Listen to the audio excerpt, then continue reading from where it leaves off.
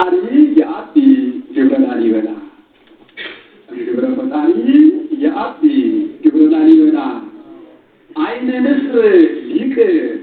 ጊዜ ቃለ ወንጌል ሰከረ ስሙ ወንጌል አንድ ቃል አለ ምን ቃል አለ ዘአምድ እሺ ግብረ ላለ እሺ ተገብ እሱ ምን ያደርጋል ወዘያቢ ነው ያስኩታው ማለት ነው ወዘያቢ ነው ግብረ ፈጣሪ የአቢ ግብረ ላሊበላ አይነ ንስር ሊቅ ጊዜ ቃለ ወንጌል ሰከረ ፈጣሪ በማይ ድህረ ሰማያት ገብረ እስመ ዘአምድ ላሊበላ እሺ ስለበሉ ያፈልታል ማለት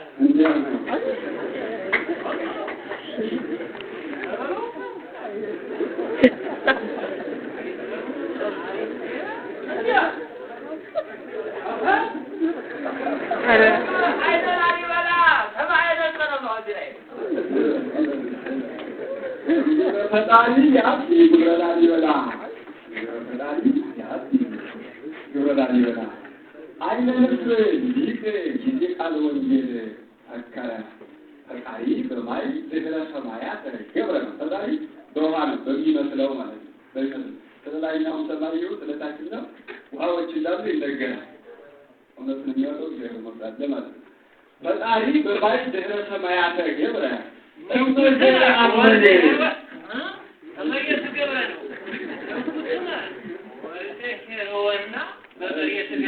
እስመ ዘአምድ ላሊበላ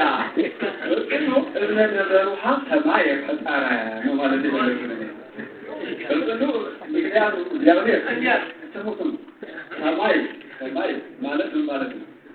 ለማይ ለማለት አይደለም። ሰማዩ በሚመስለው በውሃ ነው የተዘጋጀው። ይህኛው ሰማይ ደግሞ በማይመስለው በደንጊያ ነው ማለት ነው የፈለጉት በማይመስለው በደንጊያ።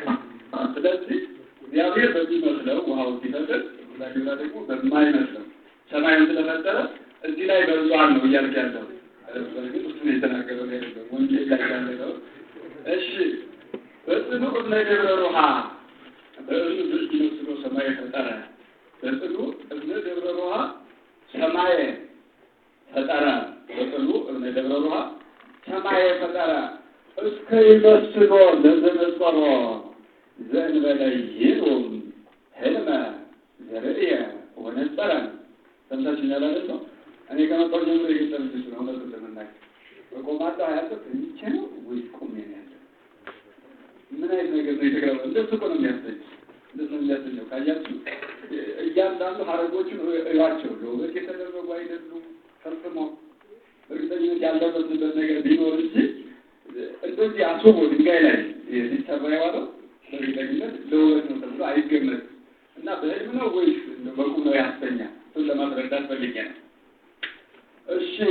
ሰብህ ክዲናዬ ለበዚያዬ ለዓለም ወደ ዓለም ዓለም ወመፍቀሬ ምስጢር ልቡናዬ ዘመዊነ ምስጢር ሰክራ መንግሥተ ሰማያት ላሊበላ ሱብቦአ ወአደረ